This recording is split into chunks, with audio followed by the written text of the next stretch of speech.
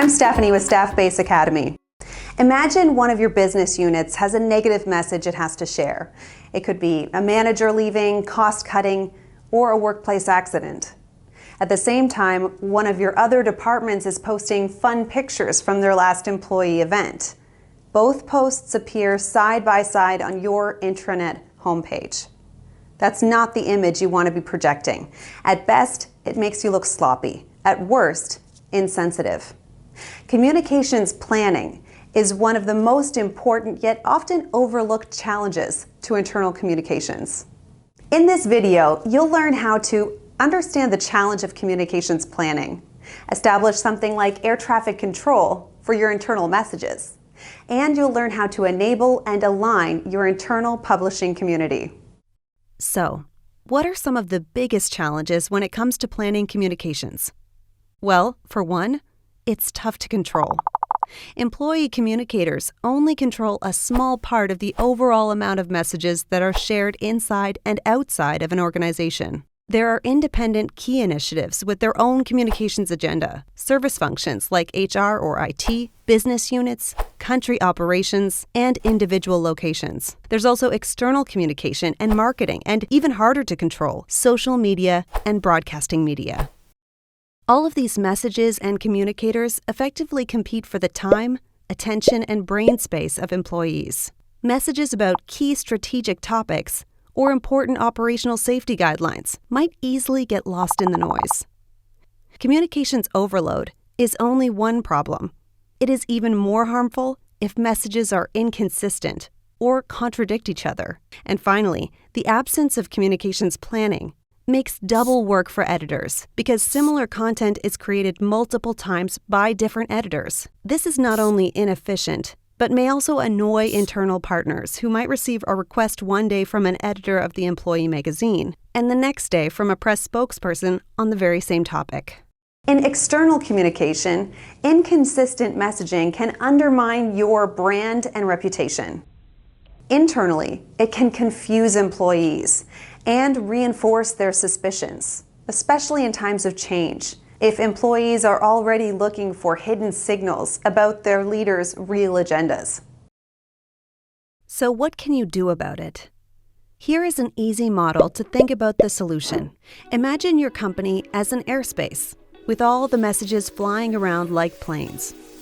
Communications planning is like establishing air traffic control to make sure not too many messages are landing at the mental airports of your employees at the same time, and avoid collisions. There are many ways to do that. We will focus here on 3 key points.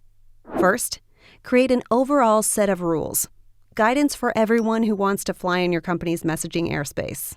Second, establish a newsroom approach to ensure a frequent synchronization and prioritization of topics between internal and external communication. Finally, find a way to engage and guide the many decentral pilots that internal communications needs to deal with. Note that internal communication is an important interface function between the more controlled official messaging space and the various internal communication stakeholders. Let's look at the 3 areas in more detail. First up is to get everyone to agree to the overall big picture communication strategy. The communication strategy, based on the business strategy, should include goals and outcomes.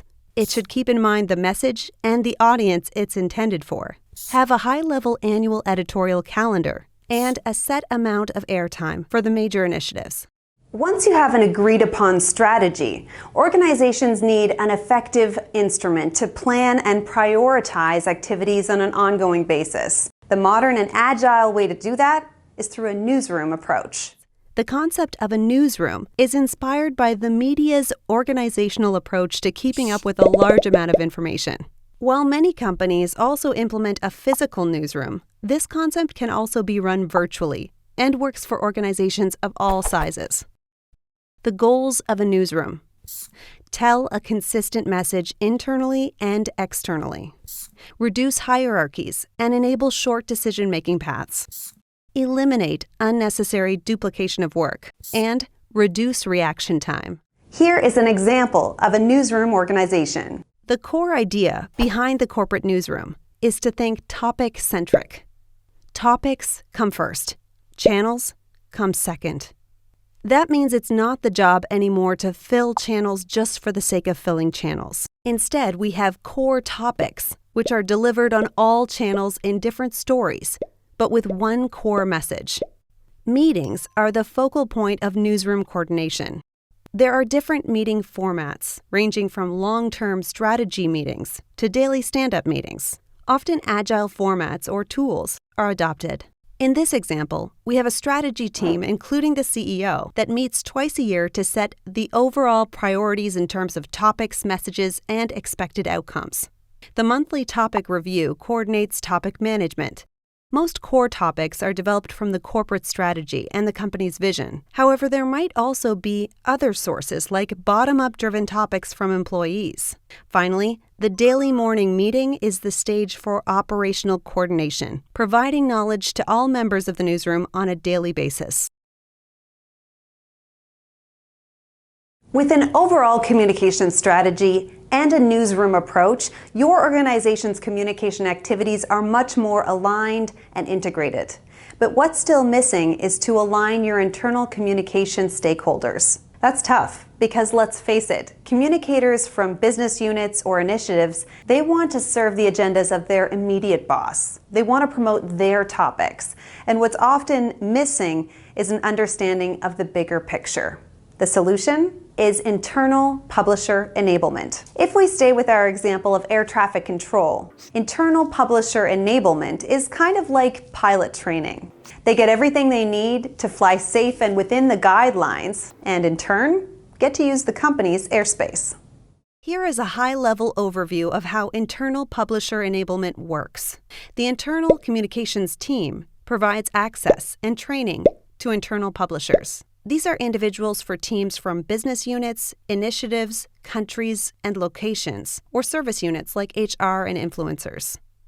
Access means they get the communications channels to reach employees. The access is even more powerful if they can get their message on the intranet homepage or can send push messages with important updates to their audience. As always, with power comes responsibility, so they need to get trained about guidelines, how to use the platforms, the overall messaging strategy, and how to create good content. In turn, the publishers provide relevant content, locally reinforce core messages, and help foster interaction.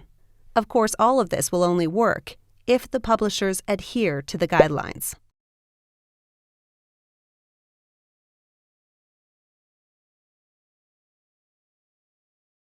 Internal communication is an important interface function between the more controlled official messaging space and the various internal communication stakeholders.